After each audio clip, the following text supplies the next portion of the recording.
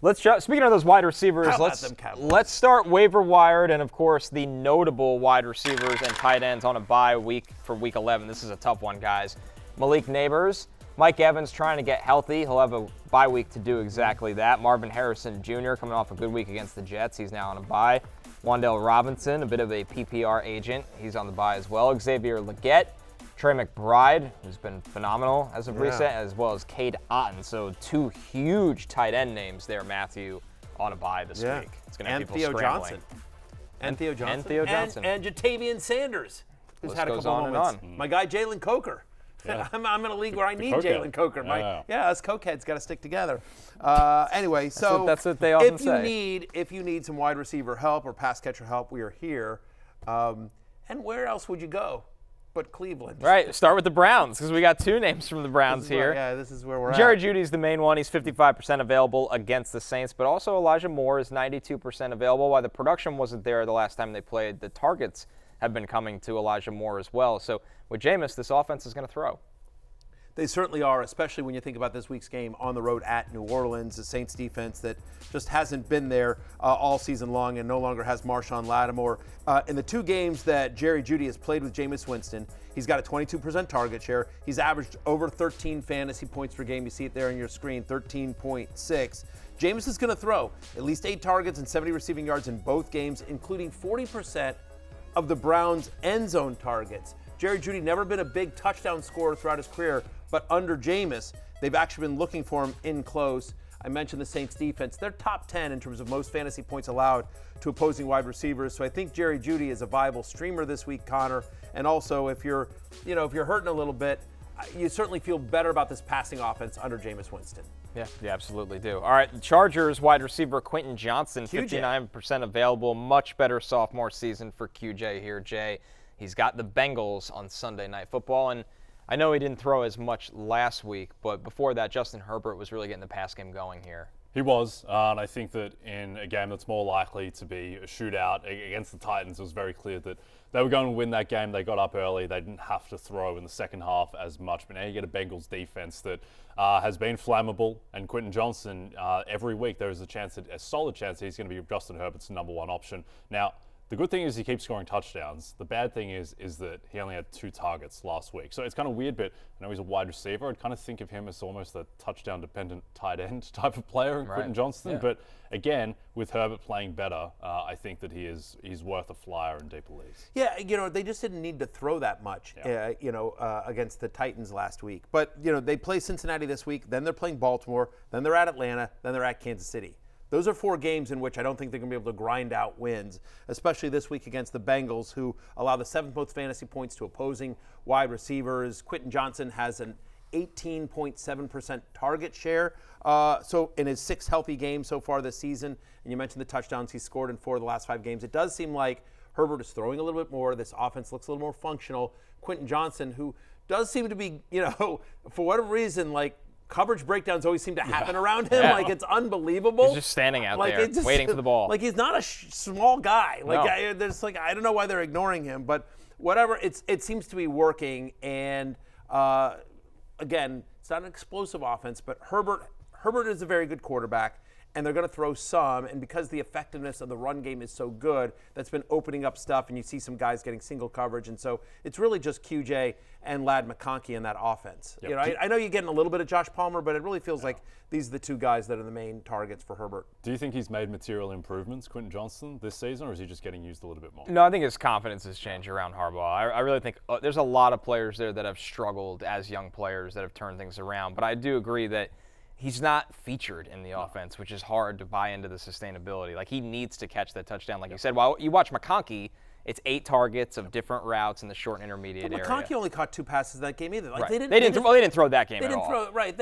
They ran. Dobbins and Gus Edwards just ran all over. Yeah, Gus had even 10 carries in that game. So it's very back to Harbaugh ball, run heavy.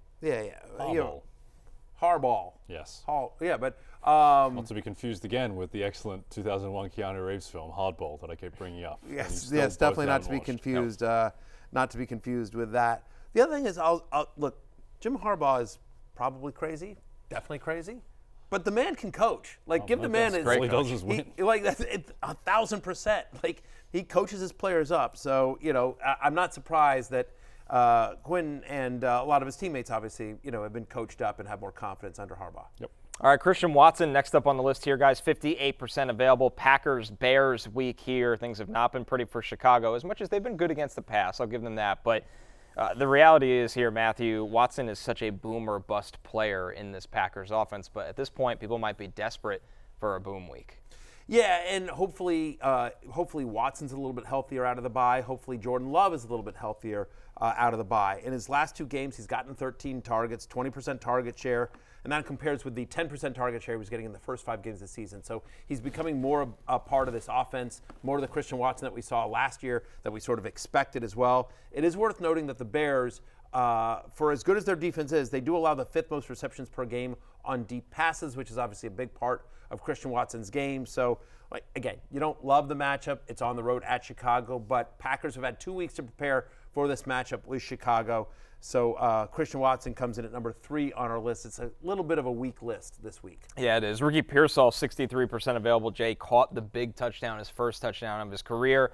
They're playing a Seattle team that they get really pass-happy. Maybe we'll see a pass-happy game script in this one. Yeah, it seems like the learning curve he's conquered pretty quickly in this offense. He looks comfortable. He's integrated. He's playing the snaps that he needs to. And I mentioned this yesterday. I would think about Juwan Jennings now as Brandon Ayuk, and I think about Ricky Pearsall as what Juwan Jennings was. Yep. And against this Seattle defense that we came into the season thinking this might be a frisky defense, Mike McDonald as the defensive guru, but they just haven't been very good. And they give up a ton of fantasy value to wide receivers. They just cut Terrell Dodson as their leading tackler and was really solid on Buffalo last year. So it's just the defense isn't in a great spot. And I think that Pearsall, certainly there's a chance. Look, with Pearsall, he's probably going to be like 4 for 47 most weeks, but has a chance to get into the end zone in this offense. Yeah, and by the way the season's going, 4 for 47 is nothing to sneeze at. Right. Yeah, exactly. I could have used 4 for 47 last night in a couple of leagues. Our next wide receiver, Demario Pop Douglas against the Rams. He's 74% available. Matthew, when Douglas has gotten to play with Drake May, he's seen the ball come his way more often. 21% target share in all 3 starts that Drake May has made. And he's averaging 13.6 points per game in those games. He's averaging almost 6 receptions per game. Pop Douglas is a nice player. Now, it's hard to buy into this Patriots offense just overall, but and it does seem like every time we get in on a Patriots player, like we were in on, I'll own it. We were in on Hunter Henry last week, and they let you down. Austin Hooper. But I do feel like, again, we're 5th on the list. We're down here, but it's not an offense that's going to score a ton of points, and there's a little bit of an inconsistency. But if I had to pick a wide receiver on the Patriots, I think Demario Douglas is the clear guy. All right, let's take a look at some deep league wide receiver waiver targets here. I mean, 4 for 50 last week on 5 targets for Pop Douglas. If you can find 9 to 10 points, right? You might be looking for 9 to 10 points right now through some of these bye weeks. Yeah. Adonai Mitchell against the Jets, as well as Alec Pierce, some kind of boom or bust plays. Mike Williams caught that game-winning touchdown in his Steelers debut. Good for Mike Williams. Elijah Moore, we brought it up when we talked about Jerry Jeudy. Elijah Moore, the targets have been there even when the production isn't. And Curtis Samuel against the Chiefs. We know what the Bills-Chiefs script can turn into, Matthew. Yeah, and Keen Coleman, as you mentioned, he's already been ruled out, and we don't know the health of Amari Cooper. He might be there. Dalton Kincaid's banged up, Dalton Kincaid is banged up as well. So the middle of the field there for the Bills. 23% target share for Curtis Samuel last week. That was a season high. I also want to go back to Adonai Mitchell. A.D. Mitchell was my desperation play on fantasy football pregame. Had a nice game. The argument for Mitchell, and I think to an extent Pierce as well, but the argument for Mitchell was this is somebody that was earning targets at a high rate. His targets per route run number was really, really good. The problem was he just wasn't running a ton of routes because he just wasn't on the field very much. But with Michael Pittman out last week, he got a lot of run and was able to, once again, earn targets at a decent rate. So I think it's a little bit Michael Pittman dependent, but they're going back to Joe Flacco, comeback player of the year, Joe Flacco. And so, they're gonna chuck it, and you have confidence somewhat in this passing game. We'll see if Pittman gets back, but I do think that, especially as it looks like this isn't the Colts' year, they got a very tough matchup this week as well, and just feels like if they lose on the road to the Jets, this week. It's time to look at the young players, Yeah. like a Mitchell. Yes, exactly. Maybe go back to Richardson. And you know who they play after the Jets is the Detroit Lions, who might be the best team in football. So Right. if they lose to the Jets, there's a very good chance they're 4-8, It's playoffs over. gone. At that point, I guess the problem is with Adonai Mitchell in a way is that the way that he gets more run if they're in kind of rebuilding mode, then Anthony Richardson is probably coming back Right, in. and he's so not that's a hurts just his not pride. Yeah, so it's kind of like a zero-sum game Yeah. in a way. Well, that's why he's on our deep league ads Exactly. list. Yeah, he's worth a flyer. Upside. We did mention Mike Williams there. He caught the touchdown on a play. It was, almost surprising to see him in there. Great Instagram post from Mike Williams. Thankful, hashtag. Whole lot of. A whole lot of. Hashtag I just we love back. the hashtag red line. Hashtag As a little Redline. dig at Aaron Rodgers, who completely threw Mike Williams under the bus. So good. Before trading him off to Before he a got- team that's got a chance to go to the playoffs, away Yes. from his team that. Yeah, probably Mike Williams doesn't. probably showed up with a smile on his face. Yeah. Oh, But 1,000. Yeah, there was on the interception. There was that Look at the post-game line. press conference with Aaron Rodgers, just like, receiver needs Didn't to stay be on the red line. Yep.